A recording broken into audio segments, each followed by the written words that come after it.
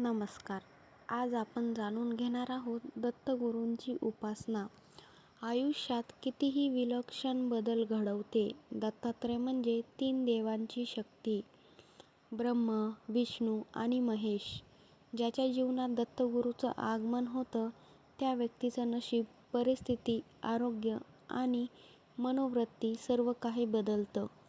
दत्तगुरूंच्या उपासनेमुळे मिळणारी 10 महत्त्वाची फळे काय काय आहेत ती आपण जाणून घेऊ. पहिलं म्हणजे मनशांतीची प्राप्ती. दत्तगुरूंच्या नामस्मरणाने मनातील चिंता, भीती आणि अस्थिरता नाहीशी होते. दत्तगुरूचं नाम घेतलं की मन शांत पाण्यासारखं होतं. दुसरं, संकटमोचन. अचानक येणारी अडचण, अडथळे, कुटुंबातील कलह या सगळ्यातून दत्तगुरू रक्षण करतात. लोक सांगतात, जिथे आशा संपते तिथे दत्तगुरू मार्ग दाखवतात. तिसरं म्हणजे आर्थिक प्रगती. नोकरी मिळणे, व्यवसाय सुरळीत चालणे, अचानक पैशाचे मार्ग उघडणे हे बदल भक्तांना वारंवार अनुभवायला मिळतात. दत्तगुरूंचा हात लागला की घोडं पळायला लागते. चौथं म्हणजे नशीब ताकदीचं होणं. जिथे काम अडकत होतं ते सहज होऊ लागतं. नशीब सर्वात मोठं बदलायला लागतं. नकारात्मक शक्तींचा नाश. दृष्ट, बाधा, अडथळे, वाईट नजर यापासून रक्षण होतं. दत्तगुरूचं नाव म्हणजे कवच. घरामध्ये शांतता आणि ऐक्य. 6 नंबर, घरात शांतता आणि ऐक्य. दत्तगुरूंच्या उपासनेने घरातील मतभेद, भांडण आणि राग आपोआप कमी होतो. घर नाही तर मंदिर बनलं जातं. 7वं म्हणजे करिअर आणि शिक्षणात यश. विद्यार्थ्यांनी दत्तनाम जप केल्यास एकाग्रता वाढते. नोकरी शोधणाऱ्यांना योग्य संधी मिळते. 8वं आहे मानसिक शक्ती वाढणे. दत्त उपासना मनाला स्थिर, धैर्यवान आणि निर्णयक्षम बनवते. अडचणी मोठ्या नाही वाटत.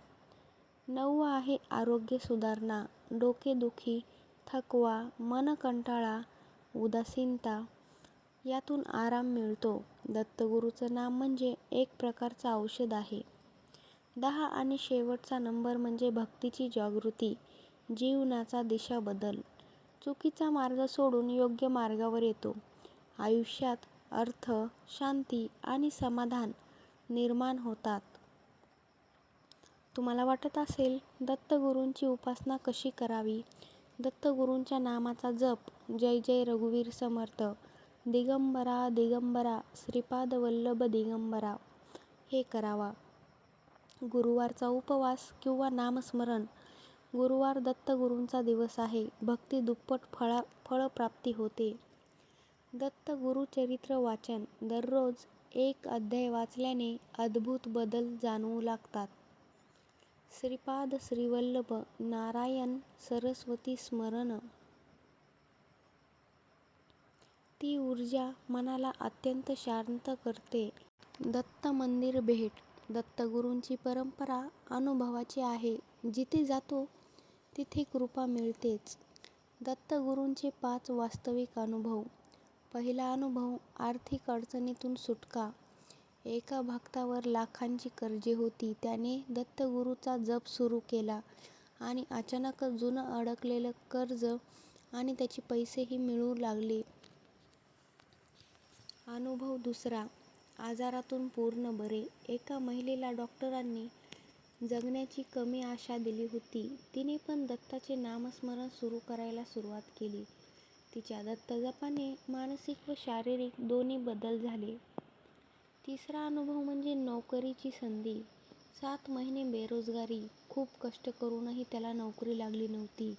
दत्तगुरूंच्या नामावर त्यांनी विश्वास ठेवल्यावर एका आठवड्यातच त्याला नोकरी मिळाली. अनुभव चौथा, घरातील भांडणं कमी. उपासना सुरू केल्यानंतर घरातील पती-पत्नीचे वा आपल्या घरातील सर्व भांडणं थांबले गेले. शेवटचा अनुभव 5वा, नकारात्मकता संपली. रात्री भीती वाटायची दत्तगुरूंचा जप केल्यावर भीती काय असते हेच समजना. भीती पूर्णपणे नष्ट झाली. जीवनात घडवणारे अंतिम बदल. दत्तगुरूंची कृपा मिळाली की आयुष्य स्थिर होतं. धन, आरोग्य, शांती, समाधान वाढतं. नशीब उजळतं. सर्व अडचणी मागे पडतात. जीवन देवाच्या मार्गावर चालू लागतं. दत्तगुरूंनी दिलेली कृपा अमाप आहे. फक्त श्रद्धा, विश्वास आणि दत्तनाम एवढंच पुरेसं आहे. शेवटी सर्व भक्तांसाठी एकच वाक्य, दत्तगुरूंचा धावा, चिंता मिटेच. व्हिडिओ आवडला असेल लाईक करा, शेअर करा, कमेंटमध्ये जय जय रघुवीर समर्थ लिहायला विसरू नका. देव तुमच्या परिवाराला सुखी ठेवो. धन्यवाद. जय जय रघुवीर समर्थ. श्री स्वामी समर्थ.